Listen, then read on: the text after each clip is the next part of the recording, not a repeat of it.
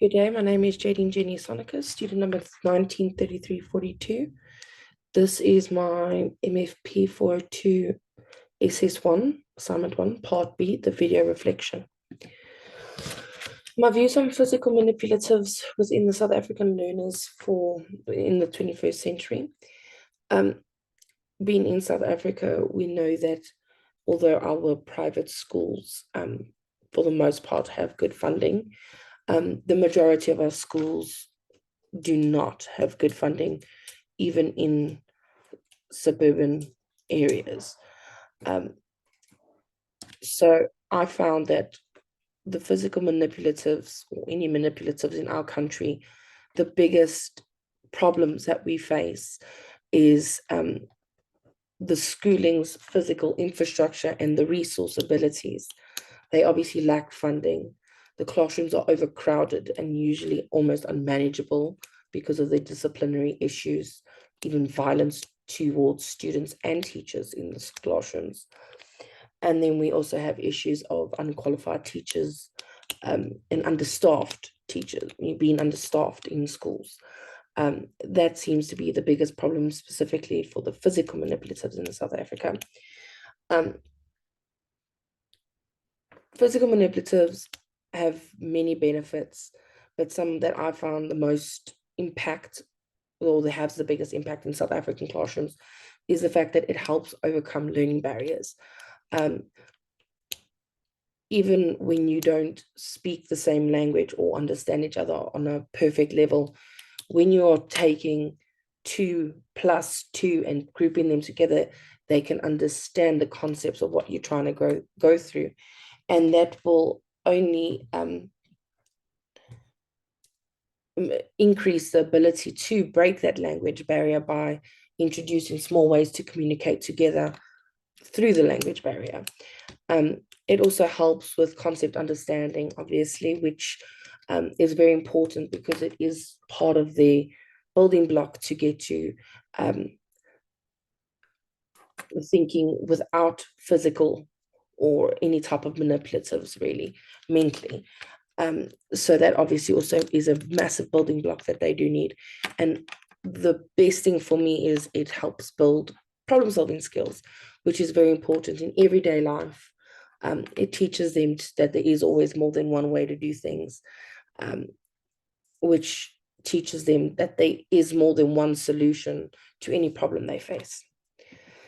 My views on virtual manipulatives in South African classrooms.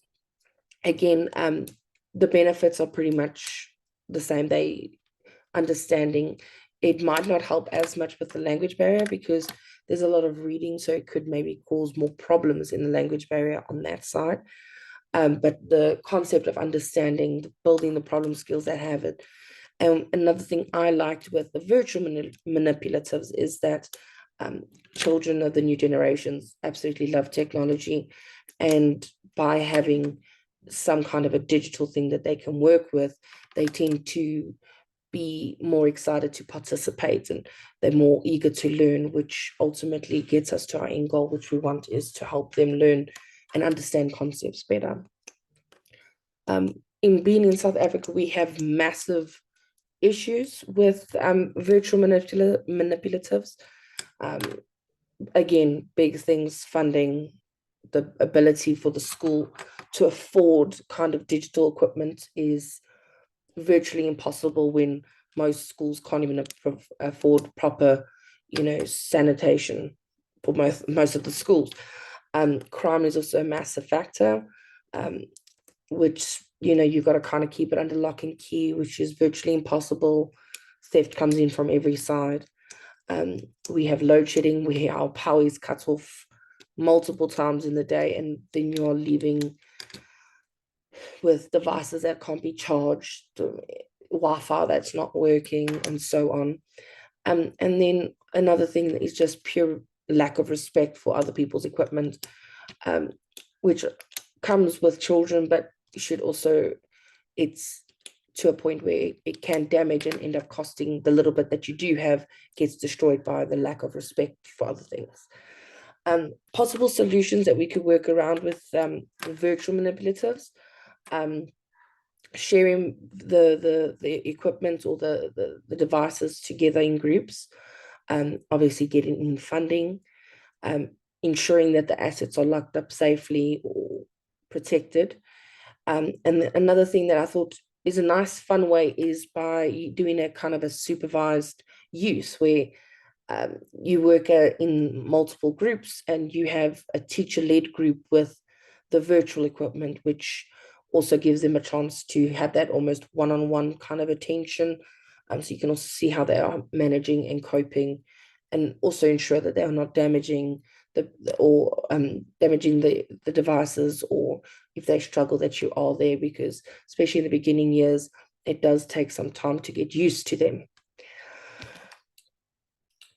How I feel I could positively improve the use of physical and virtual manipulatives in a classroom. Um, I found this really cute 5 steps to adhere to. The first one is to connect your lesson to the child's home life. So make it relatable for them. Use things that they are used to using. So pasta or marbles to count with, or play a game where with one of their favorite animal or cartoon characters, something like that, so they kind of relate to it, so they feel a little bit more of a connection and more willingness to get involved. The second thing is to get the children to get the play out of them.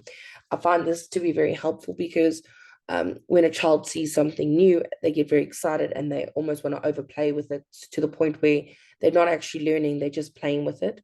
So the second step would be to allow them that freedom to play before you need to teach using those items or using the device.